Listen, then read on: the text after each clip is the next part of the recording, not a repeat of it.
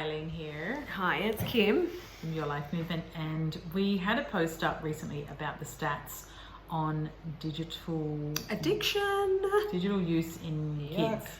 I mean, I think it's So full on. I think there's digital addiction across the board, but in kids it's really prevalent because their brains are so young. You know, as young as, I've got some stats here, 8 to 12-year-olds are spending 5 hours and 33 minutes a day on their phones, and 13 to 18-year-olds are 7 hours and 22 minutes. That's stats from the New York Times in March last year. So I can only imagine that it's increased. Yeah, holiday season, it must have increased because they're just- getting more time to, can you just go and do, because boredom time, have you noticed that kids don't know how to be bored anymore? Yeah.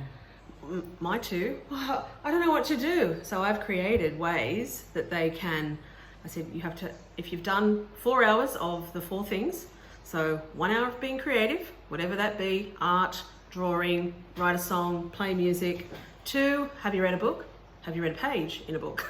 Have you read anything? So good. Yeah.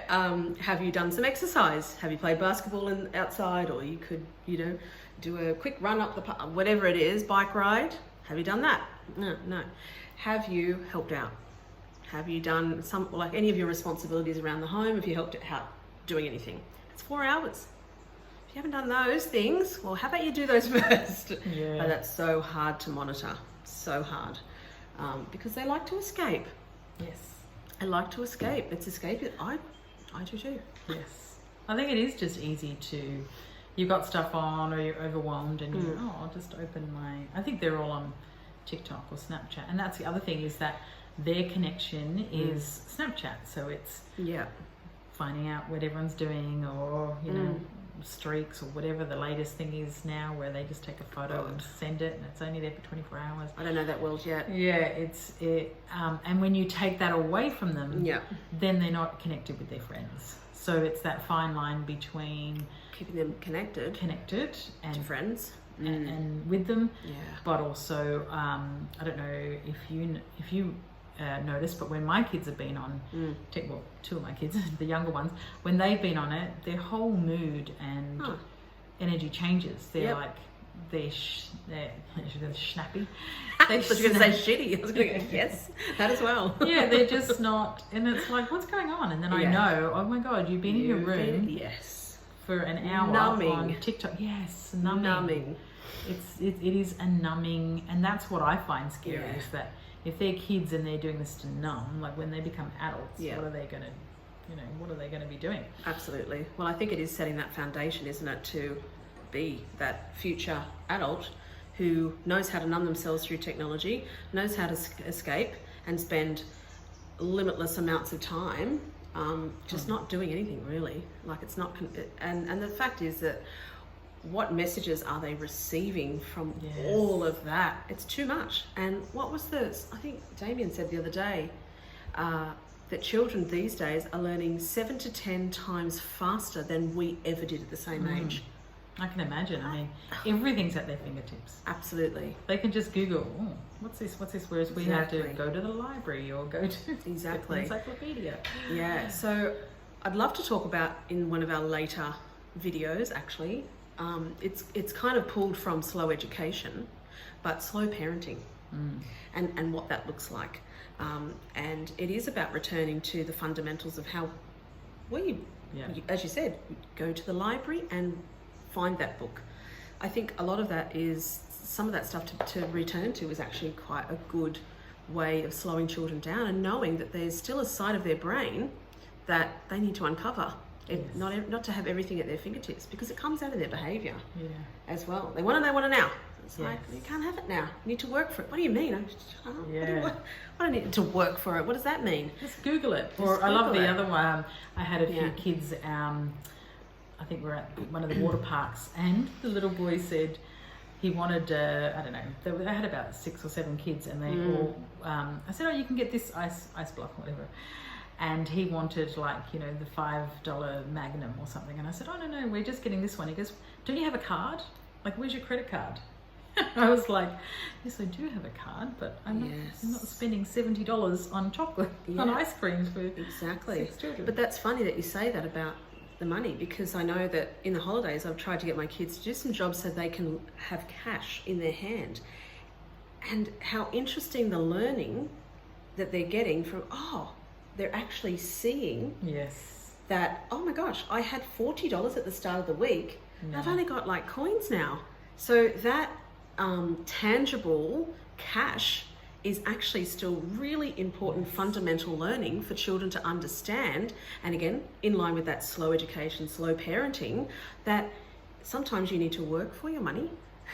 Then you give the money over, you receive money back. And I think that It's just, even that is a big thing they're saying with, you know, with money in the world, is that because we Bitcoin. use cards, we don't Yeah, see it. no, we Whereas back in don't. the day when you take out $200 for the week and you could Yes. see it Yes. being depleted, and you could say, well, now I only have $20. But with the card, it's like we just tapping.